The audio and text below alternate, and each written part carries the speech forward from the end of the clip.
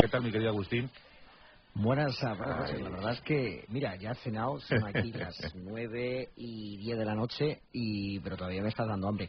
Hombre, tienen buena repostería, tienen un pastel de queso magnífico, el cheesecake este magnífico que se toma aquí en Nueva York, está muy bien. Sí. Pero está claro que los dulces de España, pues... Querido amigo. Quizá...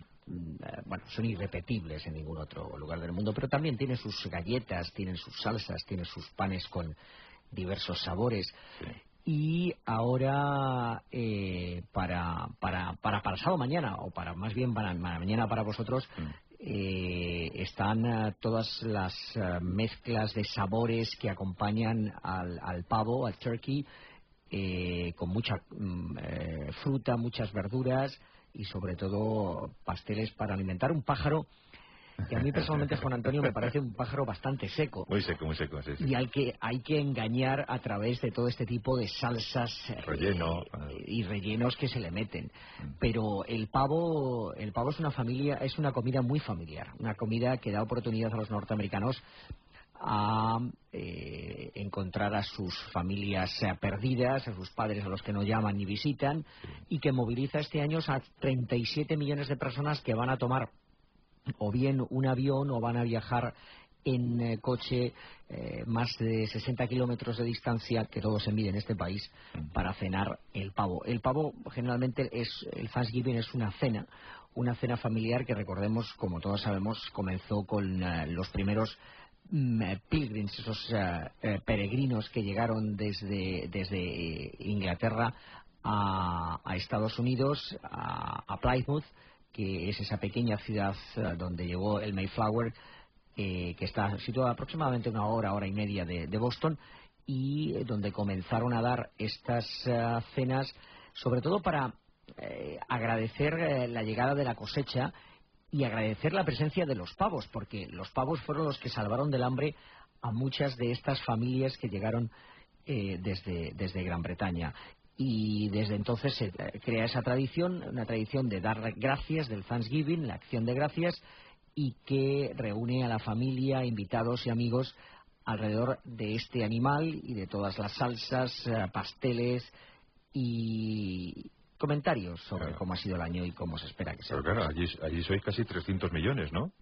Sí, aproximadamente. Yo creo que el último censo eran 290 millones de norteamericanos y también muchos extranjeros, claro. ¿Millones de pavos, entonces? Millones de pavos y además mucho pavo. Hay mucho pavo que, por cierto, está ya congelado, que se tiene que descongelar, que se empieza a cocinar con muchísimo tiempo. Hay que cocinarlo bien, por eso los consejos... se llenan estos días las televisiones de cocineros que dan consejos sobre cómo cocinarlo perfectamente, al punto, para que no esté crudo, para que no pueda producir ningún tipo de problema gástrico y enfermedad. El pavo, que por cierto tiene una enzima, Juan Antonio, que produce cansancio, con lo cual aquella persona que come el pavo de forma tardía, es decir, que puedan ser las 8 o las 9 de la noche, es posible que caiga dormido, porque este animal, además de todo, produce un cansancio a las personas que lo toman. Que lo toman, qué curiosidad.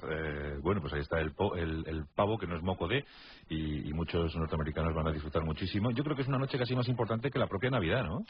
Claro, está claro, porque en este país en el que hay tantas distintas religiones, los judíos celebran sus propias fiestas de final de año. Claro. La Navidad, claro está, siendo la religión católica la mayoritaria en este país, con aproximadamente unos 70-80 millones de católicos, pues las Navidades tienen una vigencia y una importancia casi... exclusiva, pero está claro también que, debido a que se ha convertido en una oportunidad para hacer regalos, el mercantilismo que se vende en este país pues ha convertido las Navidades más que una fiesta religiosa. Pero el Thanksgiving une a todos. Une a todos, de todas las religiones, todos los norteamericanos se reúnen alrededor de la mesa para celebrar al pavo. ¿Y cuánto vale un pavo? ¿Has ido al supermercado a comprar uno? El pavo, bueno, la verdad es que, mira, ya hasta el punto de que hay algunos supermercados que lo regalan. Regalan el pavo. Un pavo de aproximadamente viene a costar una media de $1 por libra, lo que quiere decir que viene a ser $1 por cada 2 kilos 200 es lo que cuesta un pavo, con lo cual suele ser aproximadamente unos pavos de unos 20 a 25 libras, es decir, de unos 10-12 kilos. Eso es lo que viene, $16-17 en algunas ocasiones. Bueno, asequible en todo caso. Asequible, y además se reparte por todos los lados. Aquí hay muchas compañías que dan pavos a sus empleados, muchas compañías que ofrecen pavos a personas que no tienen, y el ayuntamiento compra pavos y da cenas especiales a personas que no van a tener dinero para poderlos comprar, y sobre todo también para muchos de los que, debido a que no tienen trabajo o que viven en la calle, pues acuden a los centros de acogida para poder tomarse su pavo. Por cierto, vimos al presidente Bush indultando un pavo. Lo indulta, cada año lo indulta y lo salva y lo devuelve otra vez al corral, a la granja, para que siga vivo. Pero ¿cuántos millones de ellos morirán en estos próximos días? Bueno, pobrecitos, van en beneficio de la humanidad, eso hay que decirlo.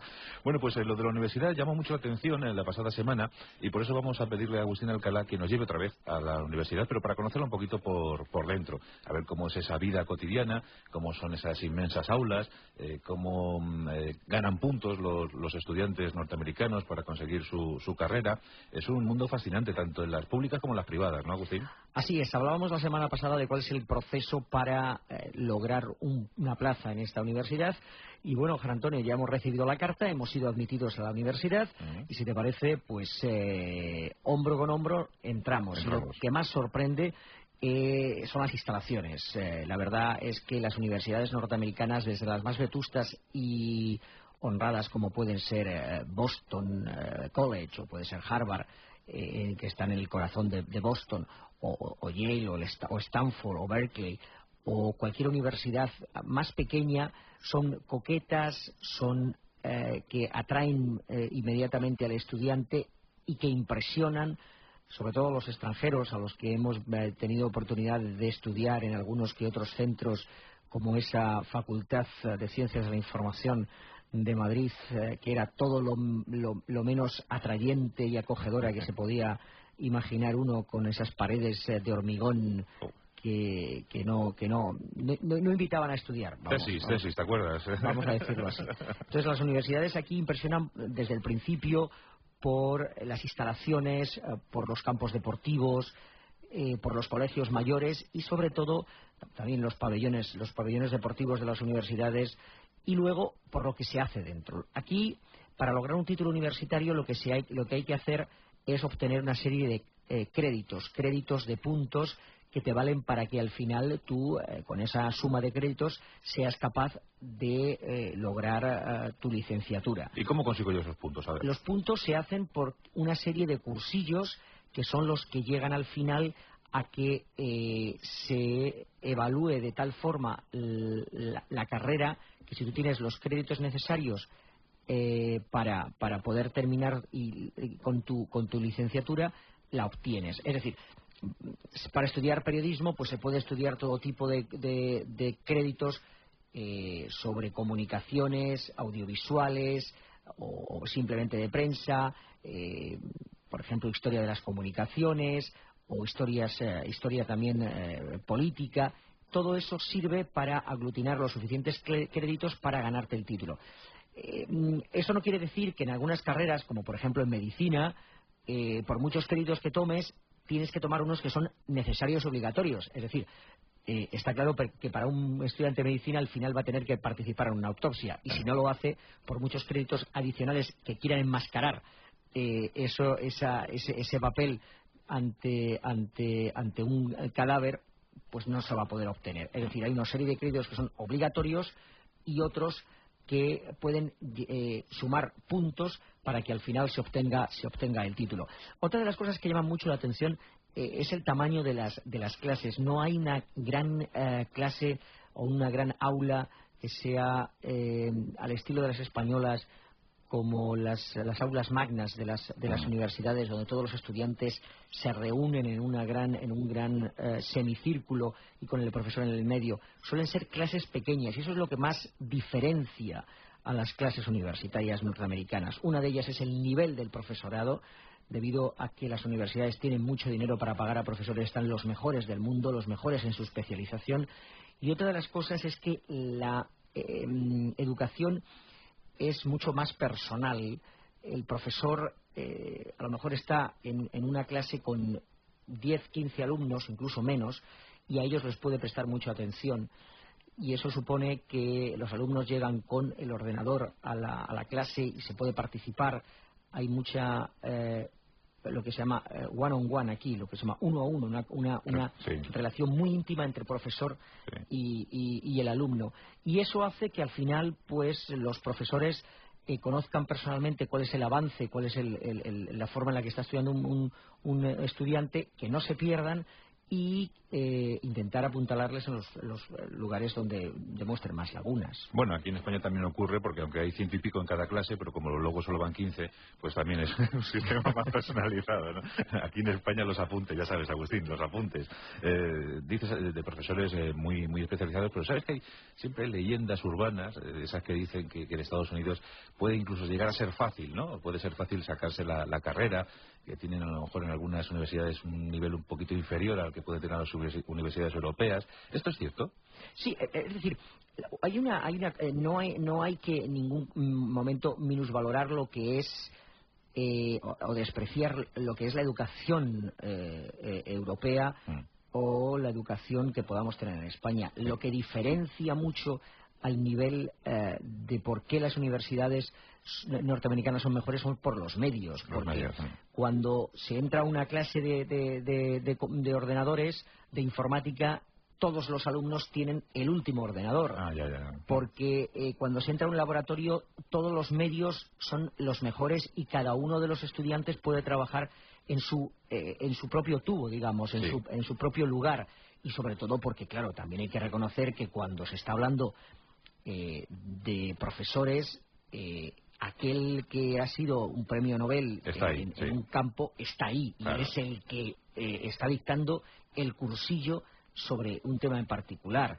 Cuando se está hablando de historiadores a nivel mundial, también. Es decir, esto es lo que diferencia a las universidades norteamericanas. No tanto, quizá, al final, el nivel, cuando un estudiante va y llega y dice, bueno, yo es que esto ya lo he dado, esto es algo que en Europa ya se ha estudiado, porque la educación europea es mucho más multicultural que lo que pueda ser en algunos momentos aquí en Estados Unidos, donde muchas veces los estudiantes se miran mucho, los cursos universitarios miran mucho el ombligo, es decir, estudian mucho lo que sucede en Estados Unidos y no tanto lo que sucede en el extranjero.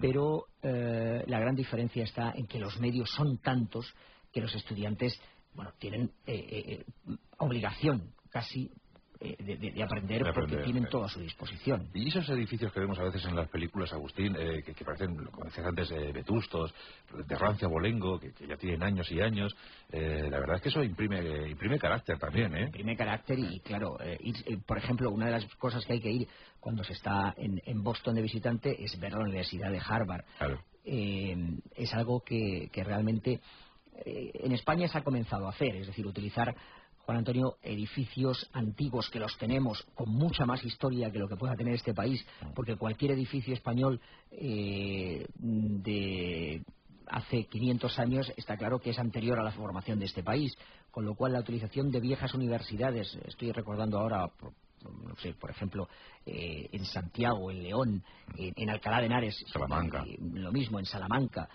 todas estas universidades que se utilizan como recintos universitarios, que se han reciclado como verdaderos recintos universitarios que fueron en su inicio realmente esto, pues aquí esta es la norma, con los edificios que no son viejos por edad, sino son un poco viejos por copia de muchos que se hicieron en Gran Bretaña o que se hicieron en algún otro lugar del mundo. Eso lo intentan aprovechar e intentan personalizar mucho los estudios en las universidades más destacadas que hay. Los norteamericanos valoran mucho lo antiguo, ¿verdad? Valoran mucho porque como no lo tienen... No lo tienen, claro. Es decir, hay que recordar que este país es un país de 260 años, no es mucho más viejo que eso. Entonces, cuando uno tiene la oportunidad de ir a Covadonga y ver todo lo que eso significa y lo que significó para la expulsión de los árabes de España, pues uno recuerda que quizá este país debía haber aprendido de cómo los españoles o cómo los europeos combatieron a los árabes antes de que ellos estén ahora emprendiendo esa batalla que están haciendo contra el terrorismo y contra todo lo que significa el musulmán en Estados Unidos. Fíjate, lo nuestro del siglo VIII es ahora lo norteamericano del siglo XXI. Qué curioso. Claro, cuando uno ve la estatua de Don Pelayo, se acuerda de que evidentemente fuimos los primeros que empezamos a guerrear contra ellos. Bueno, pues hemos conocido algo más acerca de las universidades norteamericanas. Bueno, tienes que elegir, tienes que hacer un ranking, Agustín, de tus gustos. A ver, 3 universidades. Dinos 3 emblemáticas de los Estados Unidos. Las imprescindibles. Son de las más caras, pero las que yo creo que ahí donde se obtiene la mejor universidad. Sí.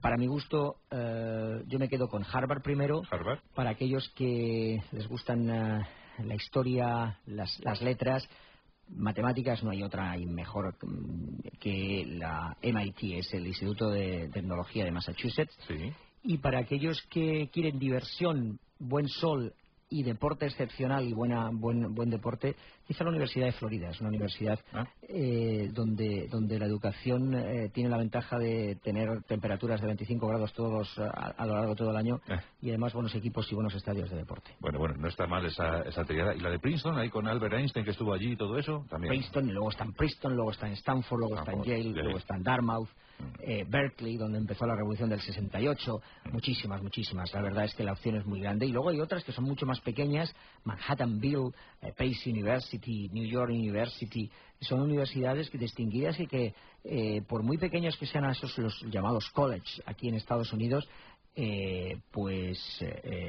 cada uno intenta lograr su título universitario y luego lanzarse al mercado de trabajo, que esa es una de las cosas que podemos quizá hablar la próxima semana, de cómo una vez que con un título se llega al mercado de trabajo. Al mercado de trabajo. Muy bien, pues hemos visitado la universidad. Ahora mismo Agustín Alcalá y yo estamos con nuestra chaquetita de Harvard, que eso también da mucho carácter, Da mucho carácter, cuesta mucho dinero, Juan Antonio, pero ¿sí? Muchísimo carácter.